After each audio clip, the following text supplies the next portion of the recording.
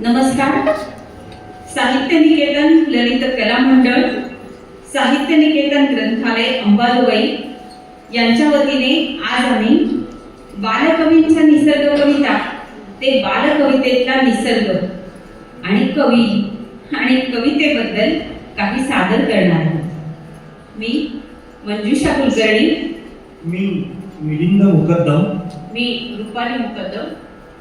तर मंडळी, कवितेबद्दल, कवितेविषयी विचार चिंतन केले असताना असं वाटत राहतं, खरंच काय असते हो ही कविता?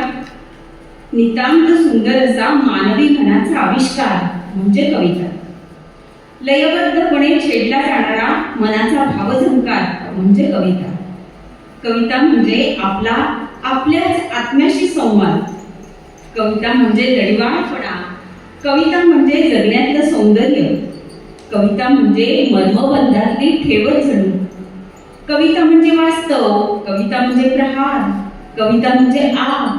कविता म्हणजे हसरा नाचरा निसर्ग जणू. कविता म्हणजे खरं तर नेमकेपणाने तुमच्या माझ्या काळजातून व्यक्त होणं असतं. कविता म्हणजे एकतर्फी प्रेमाचं गाणं जणू.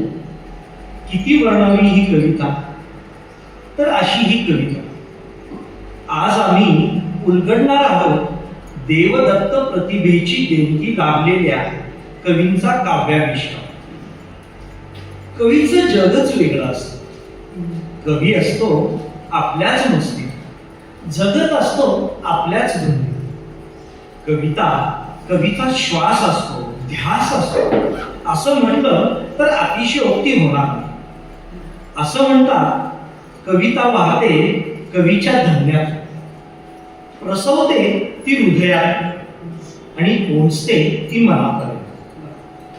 कधी ती बालभावनेतून व्यक्त होते, तर कधी प्रगल्भ परिपक्व असते. ती हसवते, ती कळा उडवते. कधी शहाणे तर कधी वेडे, कधी शिकवते, कधी काय आणि कधी काय. तिची रूप, तिचे स्वरूप विपुल आहे. कवितेला विषयाचे वेळ काळ वय याचं बंधन आहे. तिच्या विविध आहे. निसर्ग आणि कवितेचे तर पोट नातेच आहे. मराठीमध्ये प्रत्येक कवीने एकदा तरी निसर्ग कविता रचलेली आहेच. जणू निसर्गाचा आणि कवींचा रेशीम ऋणानुबंध आहे. आम्ही काही कवी, त्यांच्या काही कविता आणि काही कवितेतील काही चोरी घेऊन हा प्रयोग सादर करतो. त्र्यंबक बाबूजी ठोंबरे उर्फ बालकवी यांनी आपल्या शब्दप्रतिभेने निसर्गाचं अतिशय सुंदर वर्णन केलं आहे. त्याची सुरुवात झाली ती त्यांच्या वयाच्या 8व्या वर्षापासून. बालकवींना बालकवी म्हटलं गेलं ते त्यांच्या वयाला पाहूनच. त्यांच्या कवितेतील प्रतिमा, रूपक बाल आहेत हे देखील एक कारणच.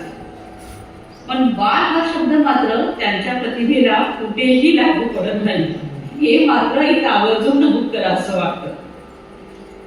ऐकूया बालकवींच्या 2 कविता. फिकट निळीने रंगविलेला कापूस मेघांचा. फिकट निळीने रंगविलेला कापूस मेघांचा, कुणी फिरवला हळुवार त्यावरी हात कुसुंब्याचा. त्यातही नसली मंदपणे ती चंद्रकला राणी. त्यातही नसली मंदपणे ती चंद्रकला राणी. कडेकडेच्या मेघांवर ये मोत्याचे पाणी. कडेकडेच्या मेघांवर ये मोत्याचे पाणी. त्यांचीच अजून एक अजरामर अशी रचना. ऐल तटावर पैल तटावर हिरवाडी घेऊन. ऐल तटावर पैल तटावर हिरवाडी घेऊन, निळा सावळा झरा वाहतो बेटा बेटा. 4 घरांचे गाव चिमुकले पैल टेकडीकडे. 4 घरांचे गाव चिमुकले पैल टेकडीकडे. शेतमळ्यांची दाट लागली हिरवी गर्दी पुढे. पाय वाट पांढरी तयारी आडवी तिडवी पडे. पाय वाट पांढरीत यातून आडवी तिडवी पडे, हिरव्या कुणांमधून चालली काळ्या डोहाकडे. झाकळुनी जड गोड काळीमा पसरी लाटांवर, झाकळुनी जड गोड काळीमा पसरी लाटांवर, पाय टाकून जगात बसला असला असला. असाच एक लयबद्ध शब्दांना कवितेत गुंफणारा कवी म्हणजे आदरणीय सुधीरजी मोघे. मराठी भावगीतांच्या दालनात रूप रस गंधांची उधळण करणारा शब्दप्रभू. एखाद्या उत्कट भावनेचं गारू त्यांच्या मनावर होतं आणि तितक्याच उत्कटतेने त्यांचे भाव गीतातून साकार होतात. प्रेमभावनेतील अतिउत्कटता, परिपूर्णता आणि प्रसन्नता त्यांच्या काही भावगीतातून आविष्कृत होते. तशी त्यांची निसर्ग कविताही पूर्णत्वाची प्रचिती देते. त्यांनी असंख्य निसर्ग कविता रचून आपल्याला तृप्त केलाय. एका कवितेत ते गुंफण करतात. लय एक होऊनी गुंगिली खोल खोल श्वासात, लय एक होऊनी गुंगिली खोल खोल श्वासात, ओबीत चाललो शब्दांच्या धाग्यात. लहडला वेग तो पहा निघाला गगनी, लहडला वेग तो पहा निघाला गगनी, देठांना फुटल्या कविता पानो पाणी, देठांना फुटल्या कविता पानो पाणी. सुधीर मोघ्यांची सर्वांग सुंदर गीत सत्यम शिवम सुंदरमची अनुभूती देणारी आहे. अगदी प्रेम भावनेतही शब्दापलीकडचं जीवनापलीकडचं काव्य शोधणारी आहे. पवित्रता आणि सकारात्मकतेचा दीप आपल्या मनात लावणारी आहे. आणि हा दीप रसिकांच्या मनात सतत तेवतच राहणार आहे. हेच पहा ना, ही दरी धुक्याचे तळे जणू अनिवार, ही दरी धुक्याचे तळे जणू अनिवार, सांडला केशरी कुंभ कुठे संकार. कोवळ्या तृणांना जणू उन्हाचे डोळे, कोवळ्या तृणांना जणू उन्हाचे डोळे, उमटले कळीवर पाय दवाचे ओले, उमटले कळीवर पाय दवाचे ओले. आपल्याला माहीतच आहे की आकाश आणि धरणी हे मराठी साहित्य विश्वातलं प्रियकर आणि प्रियसीचं आद्य प्रतीक आहे. ही रूपक साहित्याच्या प्रत्येक प्रकारात आहेत. साहित्याची अनेक दालनं या रूपकांनी समृद्ध केली आहे. सुधीर मोघेंनी तर या मोलाची भर घातली आहे. आकाश तरंगे उंचावरती दूर, आकाश तरंगे उंचावरती दूर, मातीच्या हृदयी झुरणीचे काहूर. जाणून घेऊनी अतृप्तांचे हेतू, जाणून घेऊनी अतृप्तांचे हेतू, ओसळता पाऊस झाला मिलन सेतू, ओसळता पाऊस झाला मिलन सेतू. निसर्ग निरनिराळ्या कवींच्या नजरेतून आपण नेहमीच अनुभवतो. निसर्ग आणि कवी मनाच्या संवेदनशील भावना एकत्र आणून त्याचा सुरेख संगम मराठी कवितांमधून दिसून येतो. त्यात विविधता आहे, त्यात साधर्म्य आहे, त्यात अफलातून कल्पना आहे, त्यात उत्सुकता आहे, भय आहे. मराठी कवितांमधून आणि तेही निसर्ग कवितांमधून नवरस अनुभवता येतो. श्रावण आणि मराठी कवी यांचा स्नेहानुबंध अतिशय घनिष्ठ आहे. श्रावणावरच्या कविता म्हणजे पावसात चिंब भिजणे, घनदार पण कधीही भीती न वाटणाऱ्या जंगलात मनसोक्त फिरत. खूप खूप कवींच्या श्रावण कविता मनात येतात. पण मंगेश पाडगावकर यांच्या कवितेशिवाय तर पुढे जाता येणार नाही. त्यांच्या बालकविता निसर्ग कवितांनी आपल्याला चिंब भिजवले आहे. श्रावणात घननिळा बरसला, रिमझिम रेशीम धारा.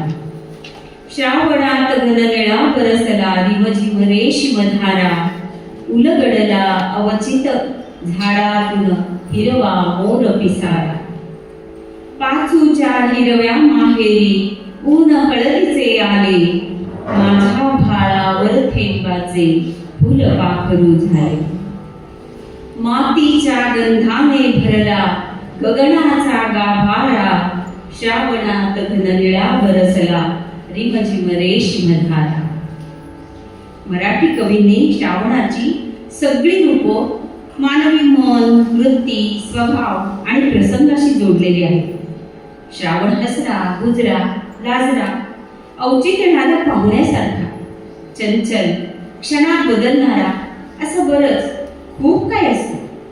श्रावणाची आठवण आली की मनाचे मोर अक्षरशः थुईथुई फेर धरू लागतात आणि आठवण होते की आधुनिक वाल्मिकी गदिमा अर्थात ग दि मांडगूळकर यांच्या काव्यातून.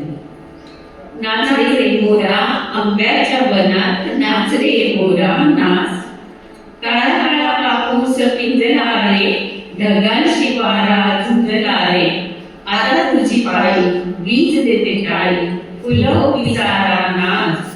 नाच रे मोरा आंब्याच्या वनात, नाच रे मोरा नाच. अरुणा ढेरे या तर मराठी साहित्याच्या विदुषी आहेत.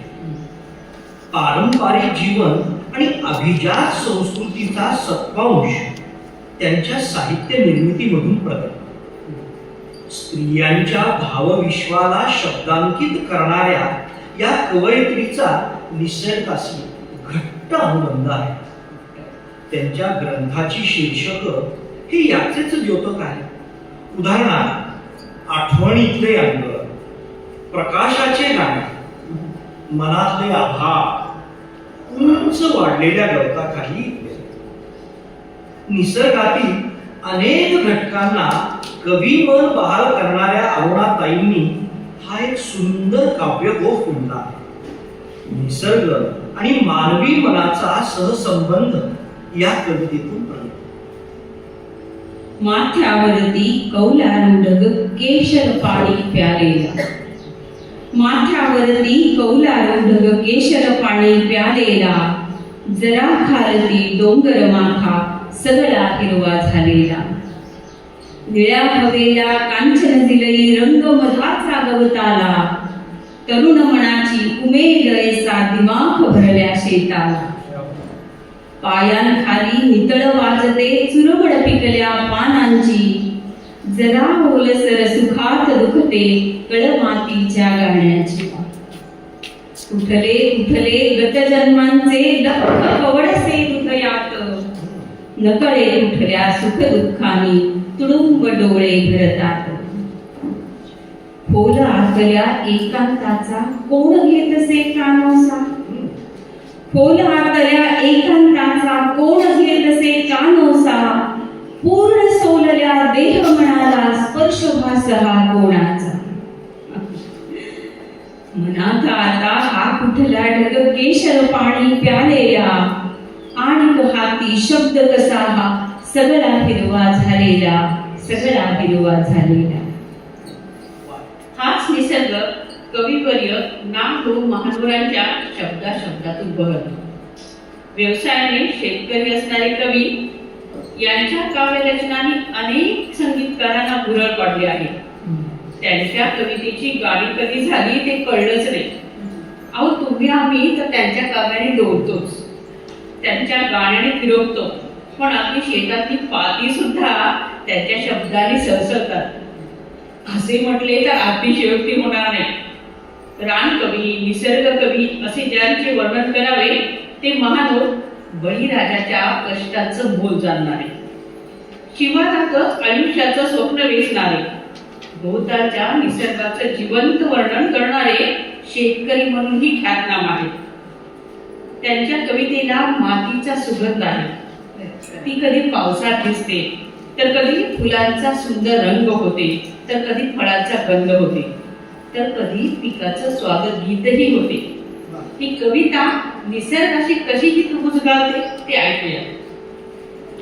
दिस पाऊस पाण्याचे ओल्या आभाळ गाणे, दिस पाऊस पाण्याचे ओल्या आभाळ गाण्याचे बीज ऋतून मातीला नवा जन्म घेताना अशी पाभर पेरणी पुष्करून दाणे दाणे अशी पाभर पेरणी पुष्करून दाणे दाणे पक्षी भिजल्या पंखांनी झेलतात उडी इंद्रधनुष्याचे रंग ओघळून थेंबांवर इंद्रधनुष्याचे रंग ओघळून थेंबांवर काच बिलोर तळ्याची थेंब विंचते निळ हरखल्या बायकांनी ओटी बांधली पोटाशी हरखल्या बायकांनी ओटी बांधली पोटाशी आणि ऋतुगंध गाणी शिवारात वेठुदेशी बैल घाट्या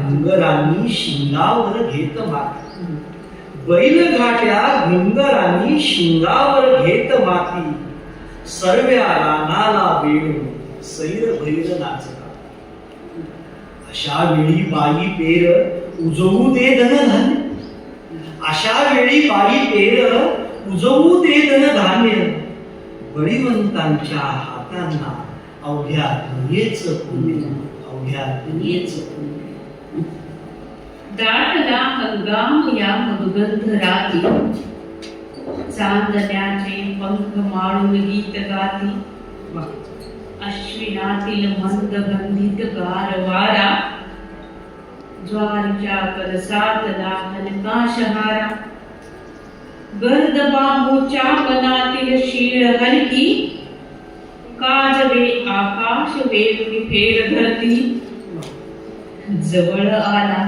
चंद्र तूही जवळ येना हा नवा ऋतुगंध प्राणातून गेला विसर अवघे दुःख या अमलीन राती पांघरुग चांदण्याच्या शुभ्र कांती पांघरुग चांदण्याच्या शुभ्र कांती शांता शेळके ह्या अलौकिक प्रतिभेच्या कवयित्री अनुवादक प्राध्यापक कथा कादंबरी ललित बालसाहित्य समीक्षा व्यक्तिचित्रण या प्रकारांसोबतच कवितेच्या सगळ्या प्रकारात लीलया मुशाफिरी करतात नाट्यपद चित्रपट गीत भावगीत भक्तिगीत स्फूर्तिगीत प्रेरणागीत ओव्या इत्यादी सगळ्या प्रकारात त्यांची विपुल विविधता आहे त्यांच्या प्रतिभेतून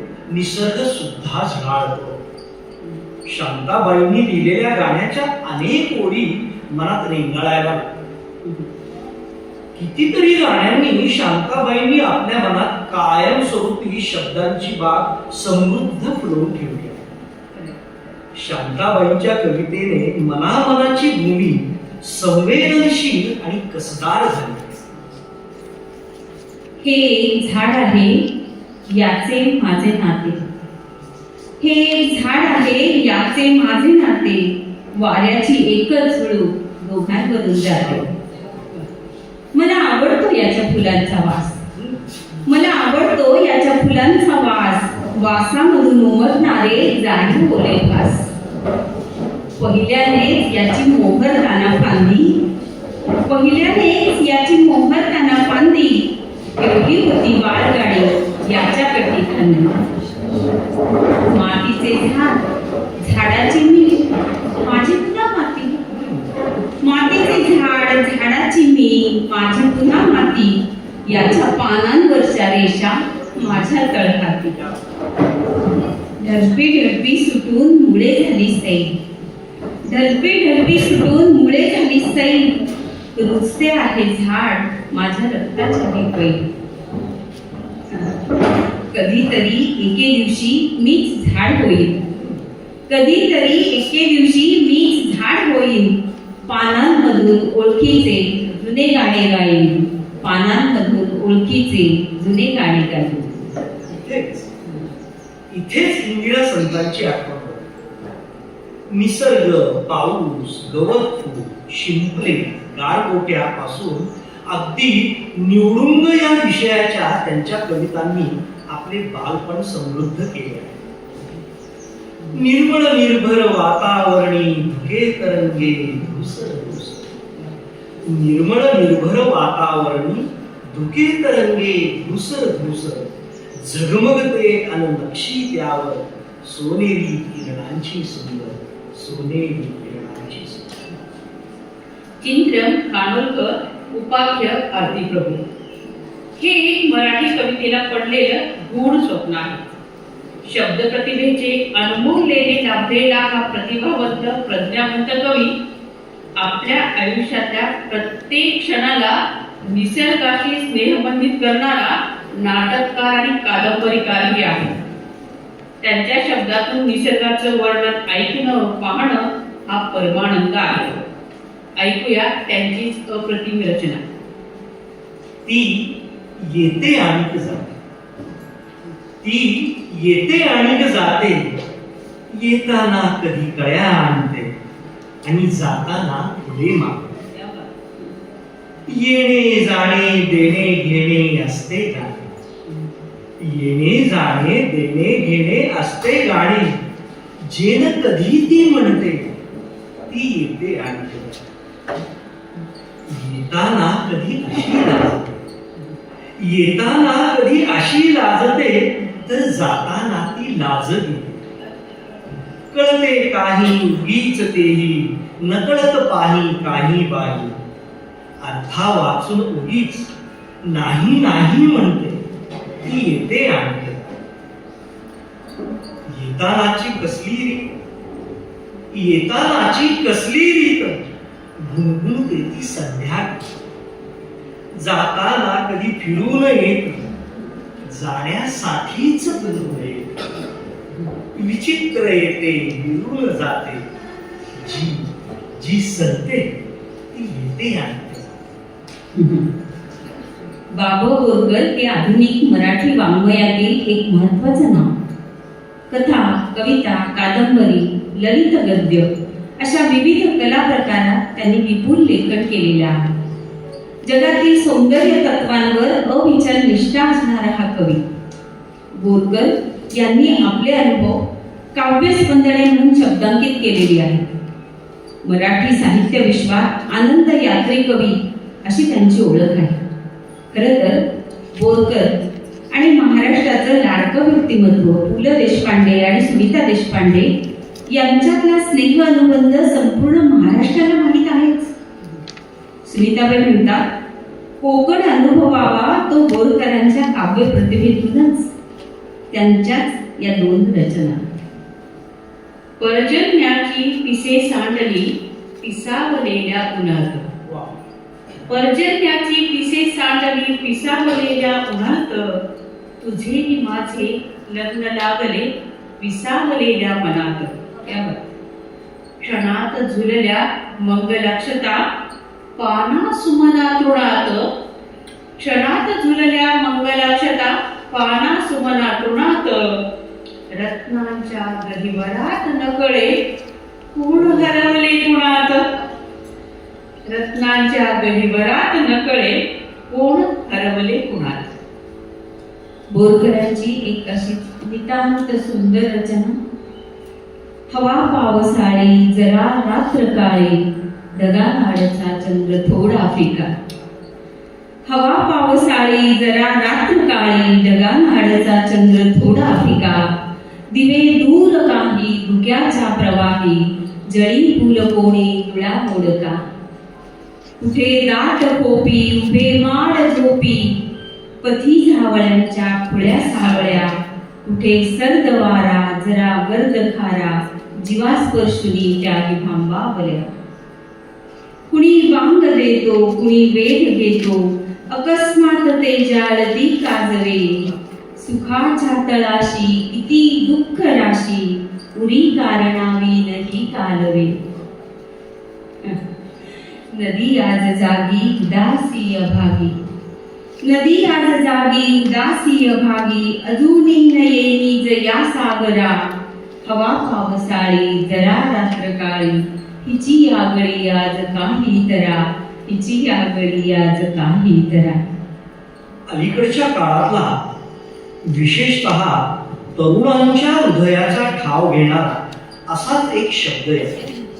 शब्दांचं वैभव लाभलेला, शब्दांची पखरण उधळण करणारा आणि युवकांसोबतच सगळ्याच वयातील माणसांना आपल्या शब्दांनी बोलवणारा, हसवणारा, रडवणारा, शब्दात गुंतवून ठेवणारा कवी म्हणजे कवी वैभव जोशी.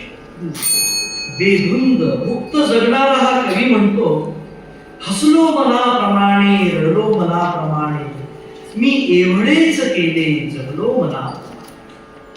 कवितेत जन्म झाला, कवितेत अंत झाला, बहुतेक ईश्वराला सुचलं मला.